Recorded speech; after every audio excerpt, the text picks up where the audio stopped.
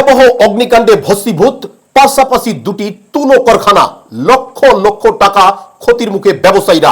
আজ বৈকাল 4টায় মালদহ জেলার কালিয়াচক থানার শিলামপুর 2 গ্রাম পঞ্চায়েত এর বাহাদুরপুর গ্রামে অগ্নিকাণ্ডটি ঘটে। প্রথম দিকে স্থানীয়দের আপ্রাণ চেষ্টায় আগুন নিয়ন্ত্রণে না আসায় খবর দেওয়া হয় দমকল দপ্তরে। অনেক দেরিতে দমকল এর দুটি ইঞ্জিন আসলেও ততক্ষণে পুড়ে ছাই হয়ে যায় কারখানার সমস্ত কিছু। খবর পেয়ে ছুটে আসে এলাকার জনপ্রতিনিধি এবং সমষ্টি উন্নয়ন আধিকারিক সত্যজিৎ হালদার। অত্যধিক তৎপরতার সহিত আগুন নেভানোর চেষ্টা করে দমকল কর্মীরা। 2 জন কর্মী আহত হন।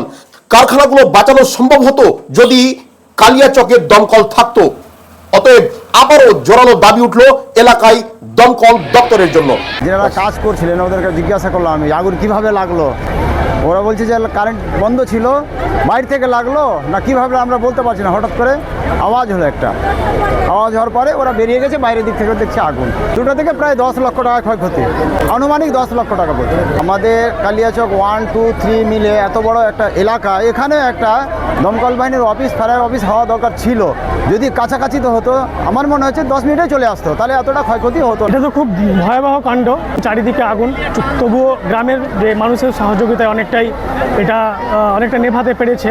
তারপরে অনেকটা লেটেই, প্রায় 45 মিনিট বা 50 মিনিট লেটে এসছে এই যে দমকল বাহিনী। তবুও তারা চেষ্টা করছে এবং দমকল বাহিনীতে পুরোপুরি জল পরিষেবা ভালো দিতে পারছে না।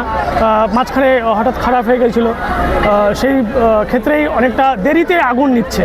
প্রায় 3:40 থেকে 50-এর ভিতরে আগুন লেগেছিল। আমরা জানতে পারি এদিকে চেঁচামেচি করছে। আমি আসলাম, আমার পার্শ্বে দোকান আছে, গুডাউনটা আমাদেরই। তারপরে আমরা এখানে জল দিতে লাগলাম বালতিতে করে। আমাদের এখানে লাইন টাইন কিছু ছিল না, সব লাইন টাইন পালিয়ে গিয়েছিল। কীভাবে পালিয়েছে সেটা জানি না, কিন্তু প্রায় আমাদের ফায়ার সার্ভিস আসলো মোটামুটি 2 ঘন্টা পরে, প্রায় 2 ঘন্টা পরে ফায়ার সার্ভিস আসলো।